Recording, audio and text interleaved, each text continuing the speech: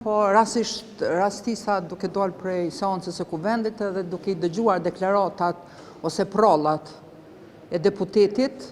ka me patjetër me thonë sepse nuk e di për çfarë kauzash po flet deputeti, po flet për zajednicën të cilën këta e kanë pranuar, që është nënshkruar, e kanë pranuar publikisht dhe dihet, kanë bërë koncesione me tokat e manastirit të Deçanit që po deklarojnë gjithë për interesat e partive, ndërsa këto prolla unë nuk e besoj që I besoni as ju, po as qytetarët. Deputetët kanë mandate, kemi marrë nga populli, jemi të partive të ndryshme. E drejta deputetit është nëse I pëlqen me votu, nëse si pëlqen mos me votu, nëse si pëlqen prap me abstenu, po nëse si pëlqen prap mes me marrë fare pjesë në votim, dhe arsyeja pse ne s'po marrim pjesë në votim është e qartë. Ka shkelje të kushtetutës. Kalimi I votimit, prej votimit të hapur në votim të mbyllur është antikushtetues. Dhe ne nuk dëshirojmë me u bë lojna të vetëvendosjes me shkel kushtetuesen. Është partia që mas shumë të ka shkel kushtetuesen, që ka bë mas shumë të ligje antikushtetuese, që jemi detyruar t'i dërgojmë në gjykatën kushtetuese, dhe ajo që ka deputeti para prak tha, dhe që deputetët dhe kryeministri në detyrë po thot se po na akuzon bile që po bëhem të prapambetur duke mos e votuar një grua e cila është propozuar, por në të kundërtën ne si Aleanci kemi propozuar dy gra që janë të lëvizjes vetëvendosje dhe që kemi thonë që për asnjë kush do I votojmë, që po bin teoritë e tyre. Dhe momentin që Albin Kurti deklaron që I ka votat për qeverinë, ndërsa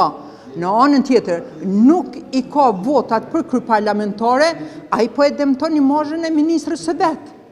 Ai pse s'po lufton për vota, sikurse po thotë që I ka për veti për kryeministër. Po, ka blokad institucionale, kemi qeverinë dorëheqe që po merr vendime antikushtetuese, antiligjore, sepse nuk janë me kompetencat e plota, dhe shihni çfarë po ndodh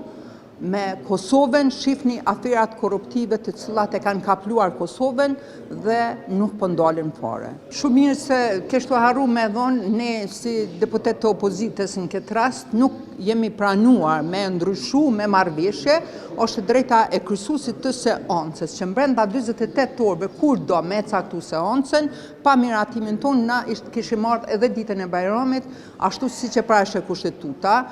po e ka shfrytzuar kryesuesi të drejtën e tij që brenda 48 orëve me e thirr nesër seancën. Nuk kemi rënë dakord, as unë, as PDK-ja, as LDK-ja, ka qenë kryesisht dëshirë dhe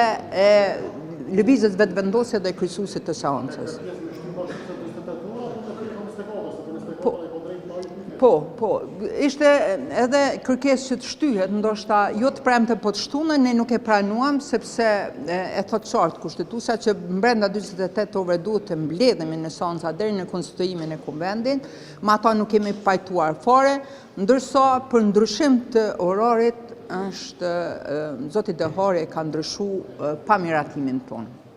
Kemi thonë është e pandeshme para qytetarëve me dalë, në një moment të tillë tash kur ka fesë, me thonë tash për fesën apo e rregullojmë orarin e seancës sipas dëshirës sonë, dhe ne kemi thonë ne mundemi edhe të premten që është ditë Bajrami me qenë në seancë, po